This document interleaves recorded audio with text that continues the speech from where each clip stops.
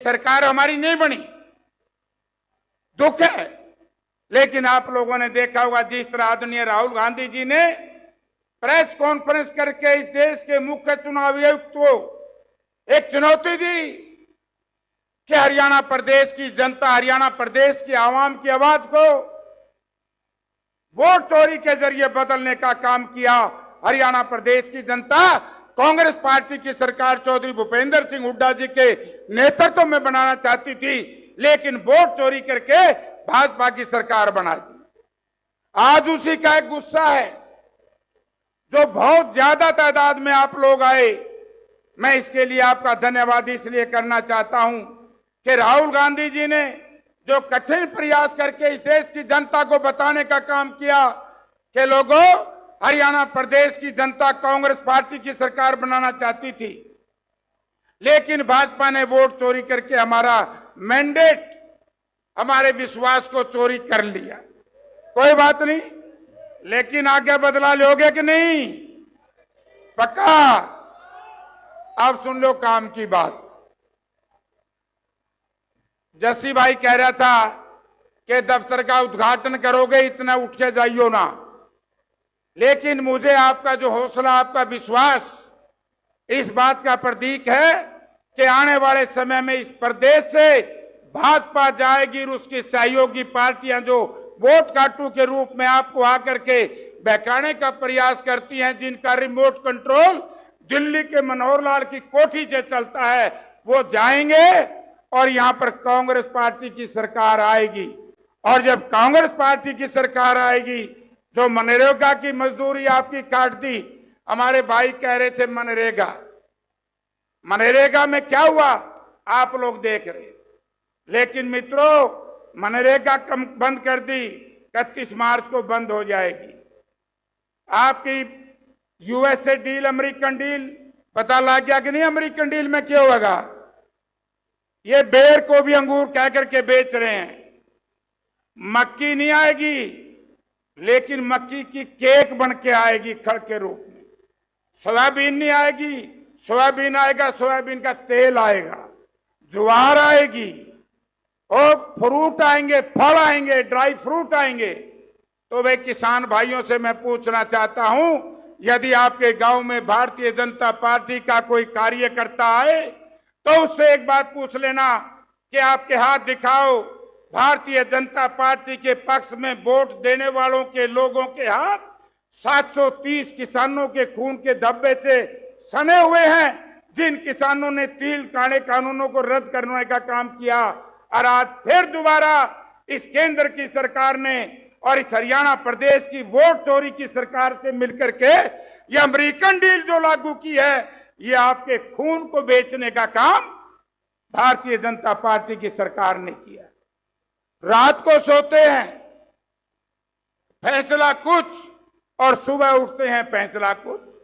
कल देखा होगा अमेरिका के सुप्रीम कोर्ट ने कहा कि डील में जो आपने टैरिफ लगाया है वो गलत है, इमरजेंसी लागू नहीं हुई। सुप्रीम कोर्ट ने ट्रंप के खिलाफ फैसला दे दिया और रातों रात ट्रंप साहब ने फैसला फिर पलट दिया। और हरियाणा प्रदेश के इस देश की बुज़दिल और कायर सरकार अमेरिका के फैसले को मानती है और अपना कुछ जवाब ही नहीं देती। अरे लोगों, समझौते आप कराते हो, समझौता कभी एक तरफा हुआ क्या? जब दो पक्षों में टकराव हो, दो पक्षों में समझौता होना हो, तो दोनों को बुलाओगे कि नहीं? या एक तकड़ा आदमी आके कह दे, कर दे भाई जेपी माफ, ऐसे कैसे हो सकता है? आज आपके साथ, क्योंकि देश और प्रदेश में कमजोर सरकार है, अमेरिका से डरी हुई सरकार है, इस तरह की डील जो लागू की है, यह इस देश के किसान और मजदूर को कंगाली की तरफ ले जाने का काम करेगी। दूसरी बात मैं आपसे कहना चाहता हूं, अरे सरकार का क्या कर लोगे भाई? बोला ना खर्ची ना पर्ची। आज ही मैं पढ़ रहा था नारनौंद विधानसभा क्षेत्र का एक साथी, मेरी खुली चुनौती हरियाणा प्रदेश की सरकार को, आकर के ये बता दो कि बिना पैसे नौकरी मिलती हो, बिना पैसे थाना और तहसील में काम होता हो, बिना पैसे आपको कहीं कोई एक कार्यालय में आपकी कोई पूछो, भ्रष्टाचार चरम सीमा पर, अपराध चरम सीमा पर, बेरोजगारी चरम सीमा पर, आर्थिक तौर से कमजोरी चरम सीमा पर। ये क्यों है? क्योंकि आपकी देश और प्रदेश की सरकार कायर और कमजोर सरकार है। अब आपको बता दिया 2047 का विजन लेकर के आए हैं। हमारे नौजवान विधायक बैठे हैं, मैं इनसे कहना चाहूंगा कि आप पूछो इस प्रदेश की सरकार को विधानसभा में, विजन 1 साल का होता है। 1 साल में बताओ हरियाणा सरकार क्या करेगी? 47 तक की सरकार हमें नहीं चाहिए। हमने पार्लियामेंट में क्वेश्चन उठाया कि नारनौंद के अंदर, हिसार पार्लियामेंट क्षेत्र के अंदर बाढ़ आई, लोगों को मुआवजा नहीं मिला, तो केंद्र सरकार का मंत्री कहता है कि जयप्रकाश जी, हरियाणा सरकार ने प्राकृतिक आपदाग्रस्त हरियाणा को घोषित ही नहीं किया, तो आपकी सबसे बड़ा कोई दुश्मन है तो हरियाणा प्रदेश की सरकार है, जिसने किसान की फसल बर्बाद होने के बाद भी इस इलाके को आपदाग्रस्त घोषित नहीं किया। तो हालत क्या चल रही है आज? फसल बीमा योजना, एक व्यक्ति 50,000 करोड़ रुपए से ज्यादा फसल बीमा योजना का प्रीमियम कमाती है कंपनी, और देश के किसान के ऊपर, केवल पूरे देश के किसान पर 2 लाख करोड़ रुपए का कर्जा है।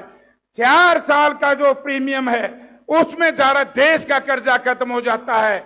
लेकिन इस देश की सरकार उस पूंजीपति को, साहूकार को और मजबूत करने का काम कर रही है। हाथ खड़े करके बताओ, आप लोगों ने कितना मुआवजा मिला है? हाथ करके, कुछ तो मिला होगा रामकुमार, जमाए भाई। इनका तो वही काम हो गया जो मैं कहे करूं, मैं कहना ठीक नहीं है, कर रहे हैं भाई। इस सरकार का नाश होगा, नाश। और जब इनका नाश होगा फिर होगा हरियाणा का विकास। और जब हरियाणा का विकास कौन करेगा? आप लोग जानते हैं भाई, नहीं है। उन्हें काम किया है। मैं आज भी खुली चुनौती देता हूं, 10 वर्ष के चौधरी भूपेंद्र सिंह हुड्डा के काम और 12 वर्ष के इन बेईमानों के कामों की तुलना कर लो। अगर इस हिसार पार्लियामेंट क्षेत्र की चर्चा करूं, एक माइनर बनाया हो, एक एक्सप्रेस हाईवे बनाया हो, एक रेलवे लाइन बनाई हो, एक कोई नहर की खुदाई कराई हो, एक कॉलेज बनाए, बिल्डिंग नहीं, अस्पताल बनावे, डॉक्टर नहीं, सब डिवीजन बना दिया, मुलाजिम नहीं, सड़कों में खड़े, बिजली जरूरत पड़ती है। बाढ़ के दौरान मुझे पता है जन्नत गिराए के लोग बड़े रोते थे, वहां बिजली नहीं। तो आज है क्या?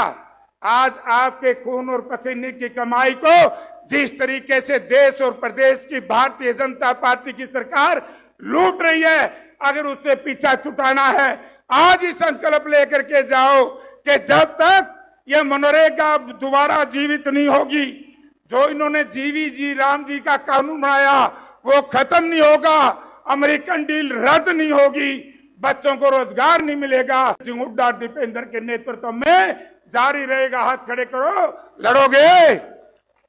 आपका बहुत बहुत धन्यवाद।